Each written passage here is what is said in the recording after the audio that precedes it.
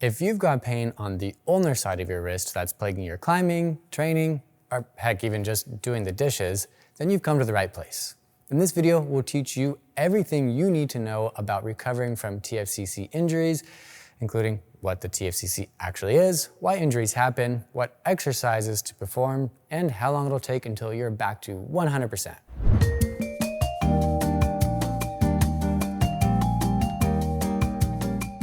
What is the TFCC?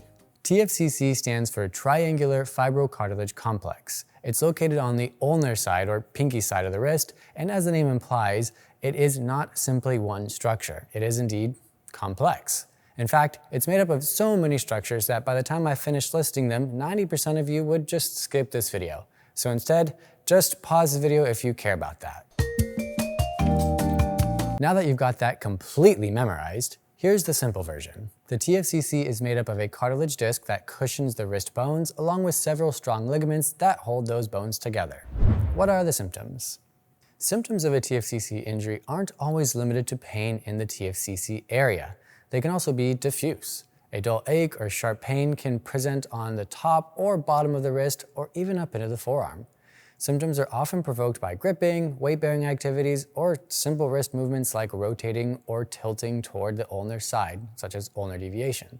Other symptoms include swelling in or around the TFCC depending on the severity of the injury and the structures involved, though not all TFCC injuries will have swelling. An increase in clicking or popping may also occur. Just be aware though that even healthy wrists can have some clicking. It's only an issue if you have pain with the clicking or if you notice an obvious change, like the clicks getting louder or more frequent or becoming a noticeable clunk feeling. Note that unlike many of the other injuries we cover on this channel, there aren't really any specific grades of TFCC injuries because, well, there's so many structures that could be involved. What causes TFCC injuries?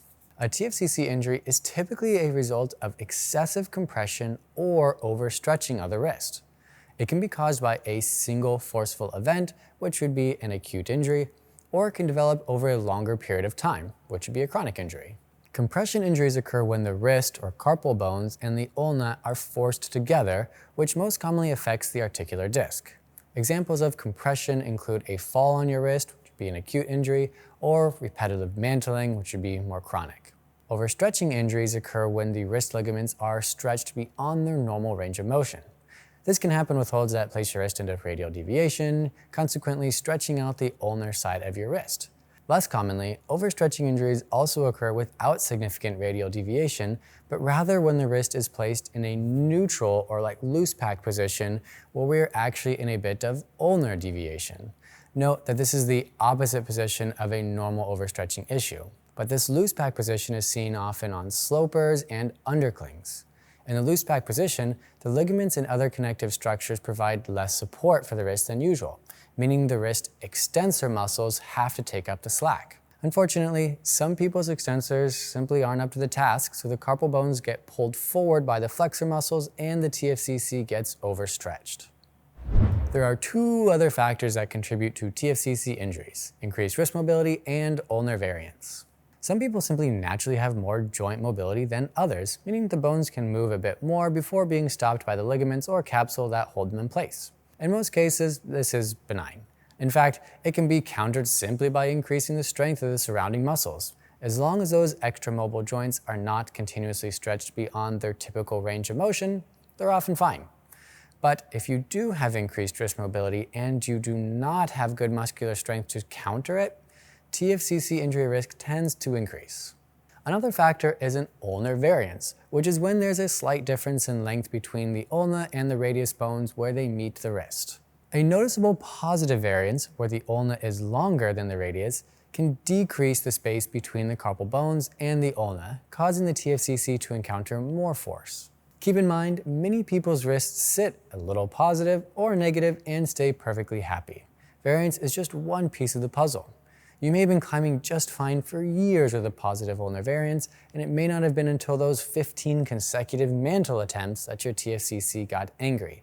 So don't immediately blame ulnar variance if there were other potential causes. If you're concerned about an ulnar variance, you can get it diagnosed with an X-ray, but this is usually not necessary, as even individuals with a slight variance can achieve a full recovery with patience and a good recovery program. Other injuries that cause similar symptoms. If your symptoms and mechanism of injury line up with everything we've talked about thus far, a TFCC injury is the likely issue. However, there are a few other injuries that you should be aware of that can cause similar symptoms. Bone issues including fractures and degenerative conditions, tendon issues including tendinopathies of the ECU or extensor carpi ulnaris or the FCU or flexor carpi ulnaris, ulnar nerve entrapment, and even cysts in the TFCC area. If you suspect a bone fracture due to a fall, pre-existing medical condition, or repetitive microtrauma to your wrists, such as jackhammering, you need to consult with a physician. As far as tendon issues, those can be tricky to differentiate from a TFCC injury without professional evaluation. Luckily, the exercises we covered later in this video should help solve most tendon-related wrist issues as well. Finally, to rule out an ulnar nerve issue, there are some tests you can do. These are honestly best done with professional guidance, but I'll show you how to perform one of them in case it obviously reproduces your symptoms. To perform the prayer test for the ulnar nerve, start by pressing both palms together while keeping the fingers straight. Make sure you're creating gentle pressure equally through all 4 fingers. Your forearms should be parallel to one another and your thumbs should be gently resting up against your chest. Now this next step is very important. Keep your shoulders down and gently back. Do not allow them to shrug up or roll forward during this test. Now, shift your hands towards the uninjured side as far as you can comfortably go, as if trying to place your hands into your armpit, but remember to keep those shoulders down. Hold here for up to about 5 seconds and then return to the starting position. Now shift both hands to the injured side.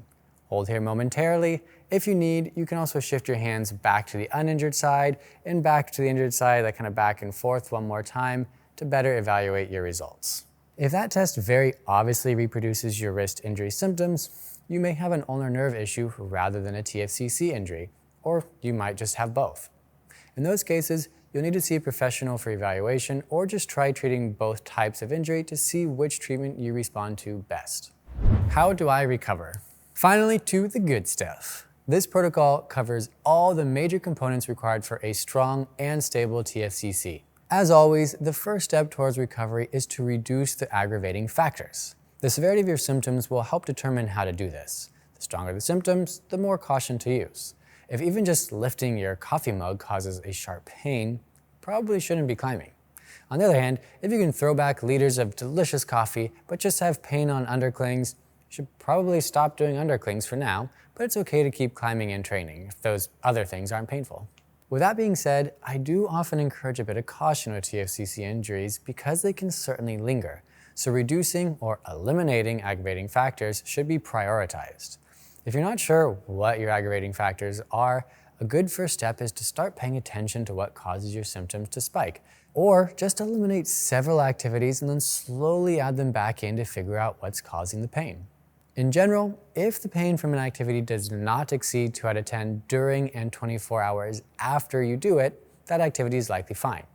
For some activities, you may need to reduce the intensity, reduce the volume, or change the movement style to bring the pain down to acceptable levels. Speaking of reducing aggravating factors, wrist supports can make early TFCC recovery more comfortable and allow you to perform more exercises pain-free. Just keep in mind that braces are tools, not cures. You should taper off support as you regain function. The most common soft brace recommendation for TFCC issues is called a wrist widget. It provides mild, adjustable compression for the wrist. It preserves most range of motion and proprioception, or joint awareness, so you can keep training elbow, thumb, and grip strength. It's also relatively inexpensive, reusable, and easy to loosen or tighten as needed. A semi-rigid or rigid brace can be helpful during the first week or two after a more significant sprain when symptoms are worse. A brace of this type is useful if routine tasks like turning a key or lifting a mug spike pain. Because it blocks more range of motion than a soft brace, it gives the TFCC more of a break while early soreness settles. But prolonged brace use should be avoided whenever possible, as it can stiffen the wrist and slow your return to normal movement. Taping is a third option that can be acceptable for short duration use if the other two options aren't available, but it should not be used as the primary support because it's not as easy to adjust It can irritate skin or pull hair, and it's just kind of single use only. When you should wear a brace is mostly determined by pain. In the early phase of an injury, when every twist or lift seems to sting, wear a brace during most waking hours, including work, daily chores, and exercise to keep discomfort down while initial aggravation subsides. Choose the least restrictive device that keeps symptoms manageable. As pain eases and basic tasks become easier, start leaving the support off for light activities and recovery exercises, but keep it on for heavier workouts or chores that still challenge the wrist. By the late stage, use support only for unpredictable high-load situations like climbing or maximal lifting. The rest of the time, let your wrist move freely so strength and proprioception can fully return. The first recovery activity is basic range of motion exercises. This involves flexing and extending your wrist, pronating and supinating, and deviating into ulnar and radial directions. Perform 4 to 8 repetitions for each position for 1 to 2 sets multiple times throughout the day. You should be able to perform these activities without experiencing more than a 2 out of 10 discomfort or pain both during and after the exercise. If your symptoms exceed that level, simply reduce the range of motion to more tolerable levels. As your recovery progresses and pain eases, range of motion should increase. Joint mobilizations are another early tool. They can reduce symptoms, improve mobility, and improve joint positioning to positively impact joint mechanics at the wrist. The first will be a gentle wrist distraction technique. For this, I like to imagine I'm Luke Skywalker and I'm trying to replace my mechanical hand. Just grab where the wrist narrows right before the hand and pull straight away while keeping your injured hand relaxed. Hold for 15 to 20 seconds, then stop. I usually like to perform this nice and close to my body as it's slightly easier on the shoulder rather than holding it out here. This is just for demonstration. Perform 1 to 2 reps multiple times a day as tolerated. This is a gentle activity meant to reduce pain, not create it. If you feel discomfort, reduce the intensity. Also, if this creates a feeling of looseness or instability, as if you're going to dislocate your wrist, you're likely pulling too hard. If you do not feel like you're pulling hard and you still feel this sensation, simply discontinue this activity. The next mob is a little trickier and not just in its pronunciation. Start by placing the index, middle, and ring fingers of your unaffected hand on your injured wrist. The index finger will be on the back side of the ulna, close to the end of the bone, and the middle and the ring finger will be directly adjacent to that. Next, place the thumb of the unaffected hand on the bony protrusion at the base of your injured hand by the TFCC region on the pinky side of the hand. While keeping the injured hand relaxed, create an opposing force with the unaffected hand. The thumb pushes while the index, middle, and ring finger pull in. You should feel the bones moving in the opposite direction of another. Hold for 2 to 3 seconds before releasing. Perform 3 to 5 reps multiple times a day as tolerated. Similar to the previous mob, you shouldn't feel pain or discomfort with this activity. If you do, you should most likely just reduce the amount that you're pushing until it feels more comfortable. Because some people will be like, ah! And like, hey, what if you don't push as hard? Does it hurt? Like, no, feels good. Off-the-wall tissue loading. Before we get into these all-important exercises, it's important to lay some groundwork. Because TFCC injuries are so complex, the exact recovery exercises needed can vary from one person to the next. That means a few things. This program will take a broad, cover-all-bases approach. We're not going to cover every single regression and progression of each exercise because this video would never end. What we lay out here may be too hard for you for your current stage of recovery, in which case you'll need to regress the difficulty to the appropriate level. Of course, if you don't want to deal with that, remember, you can always use our recovery blueprint. This is not a personalized program, so you may find there are exercises here that you don't need, but that may be extremely beneficial for somebody else. You will also need access to some tools, namely dumbbells or alternatively a cable machine, a lever bar, or better yet, one of our torque rings and torque bars, and probably some resistance bands. The routine itself is made up of 3 circuits with 3 exercises in each circuit. If this routine is new to you, I recommend only performing each circuit twice per session, that way you don't add on a ton of load right off the bat. Once you know you can tolerate performing each circuit twice, add a 3rd round. Perform each circuit in the order we present here, completing all rounds of one circuit before moving on to the next, e.g. circuit 1 times 2, circuit 2 times 2, circuit 3 times 2. Circuit 1, wrist extension, pronation, supination, and hammer curl. To perform wrist extension with a dumbbell, use a thumb over grip so it's in line with your other fingers. Rest your forearm on a stable surface with your elbow gently bent, and then simply lower the weight and lift it back up. Range of motion will vary for some individuals, as this may feel like a bit clunky if you go too low, in which case you can perform just a smaller range of motion. But if this feels fine moving throughout your whole range of motion, it's appropriate to do so. To perform wrist extension using the torque bar, simply attach your resistance. Preload, so rotate the bar a little bit so that the string is facing up, and then grab the bar, lower the weight, and flex it back up. The preload is important so that you get a little bit more load immediately at the end range while allowing for consistent load throughout the motion. I feel much more engaged here in my entire wrist muscles as I go through with that pre-engagement. To perform wrist pronation and supination, if you're using a lever bar like this, simply attach your weight. But as a really super cool trick, you can also use what is more commonly available in the gym of a loading pin. Same situation, just add your weight and then use a device to hold it in place, and you'll be able to perform wrist pronation and supination with this. As you start, I always recommend that you start in a thumb up position, as it's generally a little bit less painful or subjecting the wrist to discomfort, and then simply go through your motions. So we're going into pronation here to work the supinators, and then we'll rotate out the other direction into supination to work the pronators. Simply go back and forth between these two motions to work pronation and supination. Alternatively to the lever arm or the loading pin, you can use the super cool torque ring. To use the torque ring, you can use the dumbbell from before or simply attach it to a loading pin. Now this is going to isolate pronation and supination into two separate exercises, but it's much nicer because you actually will get to work through the full range of motion. With the lever bar, the resistance here at the top vertical position doesn't really exist, whereas now with the leverage here, I have nice activation of the muscle group throughout that full range of motion. As you start, once again, start in a vertical position with the handle up, lower it down as far as you can comfortably go, and then rotate through your full range of motion. If your elbow starts to flare out to gain more motion, you've tried to go too far. So simply rotate through the full, comfortable, available range of motion, and then to perform the opposite, simply turn it around and repeat that process, lowering to a comfortable range of motion and rotating throughout the full range.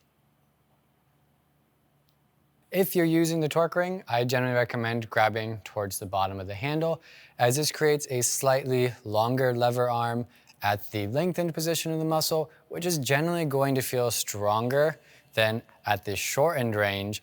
And as you're at this shortened range, the lever arm is slightly shorter, which makes it feel a little bit easier. If you inverse that, then you have a shorter lever arm at the more kind of advantaged position, and it gets super hard when the muscle is very short. This in particular plays a huge role when you're working on pronation, as the range of motion towards the end will drastically change. If I grab towards the top, which makes the short lever arm while it's in the lengthened position, this feels super easy, and this feels very hard. Whereas if I change that grip and a little bit lower, this has now a longer lever arm in the lengthened position, and it gets slightly shorter here so I can more comfortably get through my full range of motion. To perform hammer curls with dumbbells, simply grab the dumbbells, hold them by your side with your thumbs facing forward, and flex the weight up. Trying to flex mostly just at the elbow without like swinging the weight around a bunch or anything like that. Now, you can also use the torque ring for this, but you're gonna wanna significantly lower the weight. Not only do you get slightly more lever arm, but you also have an additional stability component to account for. So attach your weight to the device and lower the weight down, and then curl it back up. If you feel some shaking with it, that's completely normal because your wrist is trying to stabilize the weight more, and allow a nice little like bend at the wrist in this position to get that full radial deviation moment. The purpose of the hammer curl in this routine is that added stability between the radius and the ulna and that radial deviation component. So the torque ring really kind of heightens the radial deviation compared to the standard dumbbell curl. Now, one other tip, don't go really fast and jerky because you'll just end up hitting yourself with the weight. If you have a device where, say like the weight is like far too long, you can also I'm just using the dumbbells because they're here, but you can just stand on something that allows you to let the weight hang between your legs also, so that way you can go through your full normal range of motion. Perform 8 to 10 reps of each exercise to complete one round of this circuit. Circuit 2, wrist flexion, tricep extension, and reverse curl with band over hand. To perform wrist flexion, grab the dumbbell, once again with your thumb on the same side of your other fingers. Rest on a supported device with your elbow gently bent and your palm facing up, then simply lower the weight down and flex it back up. Now keep in mind, as you go up through the range of motion, if you feel limited or like you're getting some cramping, you can try and gently loosen your grip or use a wider bar, or just be comfortable with the range of motion that you have available. To perform wrist flexion with the torque bar, once again, attach your weight, lower the weight down, and then preload it so the string is coming out of the top. Wrap the thumb on the other side adjacent to the fingers, then simply let your wrist extend down and flex back up. Whew, so much more engaged. This is harder. I'm gonna have to lower the weight. To perform tricep extension, you'll need a cable system or resistance bands that can be anchored overhead. Now, there are many ways you can do that, whether using a rope, a standard handle and rotating it vertically like so, or simply grabbing the resistance bands. But we'll also show a neat new variation with the torque ring. So one of the preferred ways is just using a rope because it naturally aligns you in the position I'd want you to be in, where you're going to drive down with the pinky side and create that amount of ulnar deviation right there. So that moment at the end is particularly important. It's one of the main benefits of this exercise other than working your triceps out a little bit. If you don't have access to a rope, you'll take a standard handle that has a rope system in the middle of it and simply rotate that vertically, grab on, and once again, go through the motion and create ulnar deviation at this point. So you'll want to kind of keep a hold of the rope here, because if you're on the outside of it, it might not be as stable or it might just like rub against your fingers. So just grab on the outside and rotate through. My preference for tricep extension is actually going to be to use the torque ring as a handle. One of the main purposes of doing the tricep extension activity is to work on ulnar deviation strength, which the torque ring emphasizes. Simply attach the torque ring like you would, and rather than grabbing it with the rope coming out of the top, you'll rotate it so it's coming out of the bottom.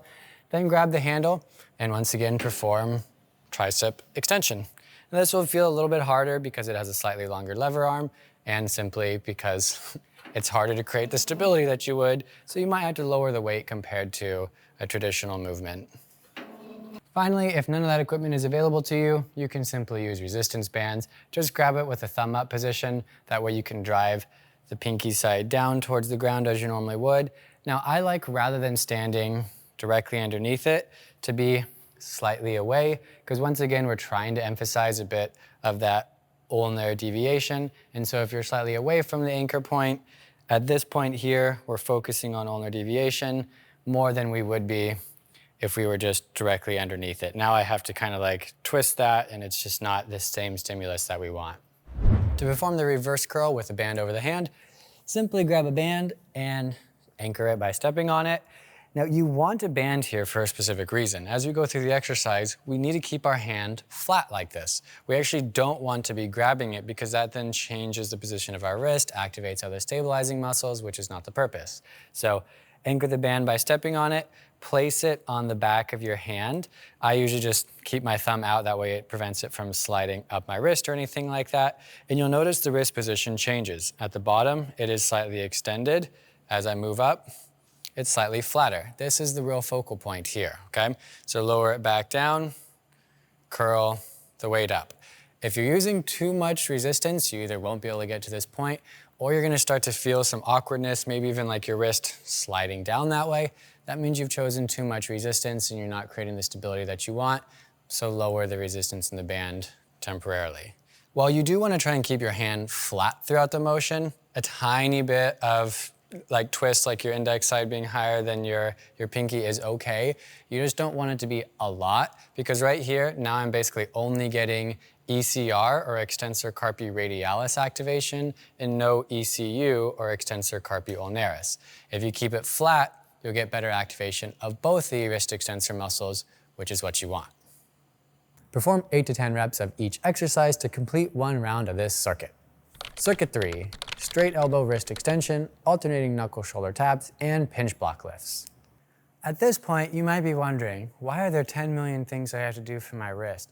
Well, because I said so just do it. Gosh, stop complaining already. Just kidding. Honestly, like, the wrist is very complicated. There's a lot of different muscles. There's a lot that needs to be supported, and we're trying to get everything covered for you, so that's why we have a ton of different variations. Honestly, there's even more. I just was forced not to include all of them, but remember, if you want to take the guesswork out of recovery, save yourself a whole lot of time, and get a program that's specifically designed for recovering from TFCC injuries, you can get that today on our website at hoopersbeta.com/recovery blueprint. These are the exact injury-specific programs I've used in my practice to help hundreds of climbers get back on the wall pain-free. They'll take you from the earliest stages of healing all the way up to regaining full strength and returning to peak performance. While most of our previous recovery blueprints have focused on finger injuries, we are expanding. This TFCC program is the first of many to come. Our recovery blueprints are a proven way to fast-track your recovery and get you back to climbing hard again while being extremely affordable.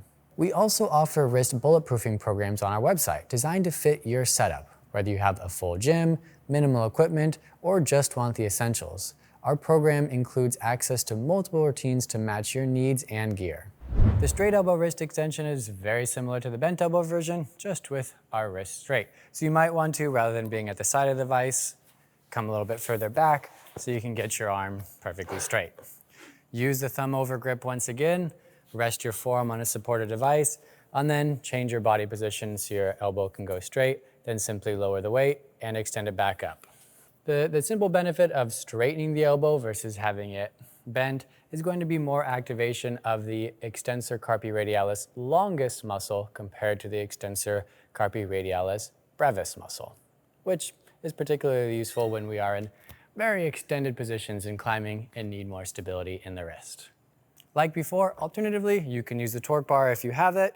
Same setup, resting the forearm, preload so you get the nice lever arm moment on it, grab with the thumb over grip, straighten the elbow, and then allow the weight to lower. Oh, this is harder. I feel it, it's burning like crazy. This next one, the reason we're doing it is for a little bit of joint proprioception, so we're actually closing down the joint space a little bit more, so just be careful if you feel more discomfort with compression. There are other alterations to this as well, but as a nice introductory one, we'll do some alternating plank shoulder taps. You can do this in an elevated position if it makes it easier for you, but what you're gonna do is just go into a knuckle push-up position. We don't want to use palms here because that's gonna provide too much support.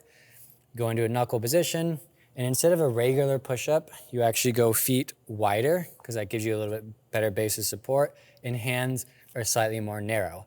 Then all you're gonna do is simply touch the alternate shoulder and switch back and forth. This creates a singular load, which forces stability in the wrist. Now, you can even change your orientation so you're facing more forward, or through here to create different loads to it, but I generally prefer just keeping it slightly neutral with thumbs generally pointing in. And speaking of thumbs, try not to use your thumbs here too much because that then just provides like a kickstand for support. So try and keep them tucked away just so you're not using them to make it too easy. If you feel like this is too hard, then go ahead and use the thumbs for a little bit to provide some added support, or like I mentioned, do it on an elevated surface and it'll become a bit easier. To perform pinch block lifts, simply use a pinch hold, attach it to a weight, whether it's a loading pin or a dumbbell. Have the weight between your legs, grab onto your pinch, and lift by straightening your legs. Now what you want to pay attention to with this is that you can maintain good contact on the hold.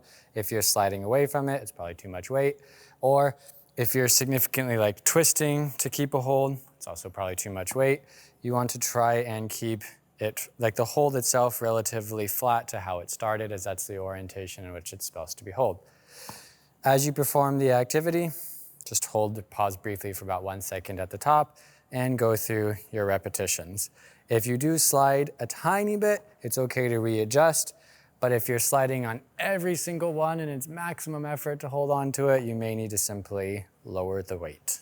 Not only do we get some nice activation of the extensors of the wrist, but the thumb actually contributes significantly to the stability of the wrist. So having strong thumbs will help with the overall strength and stability of our wrist, which will reduce the likelihood of TFCC injuries.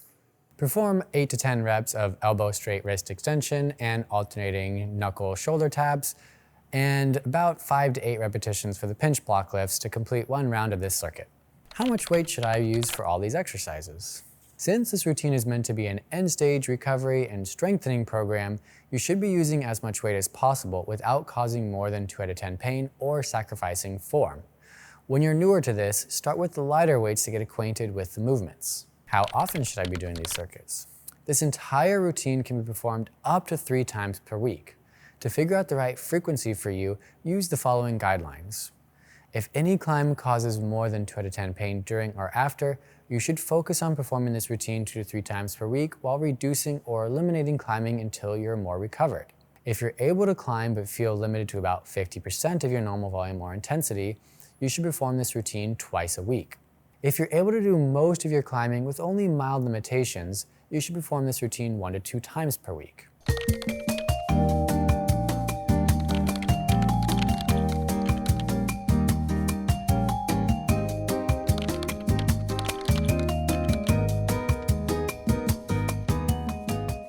Last but not least, here are a few strategies to help reduce risk. Don't avoid strength training for your wrists and forearms, especially if you know or suspect that you have more mobility in your wrists.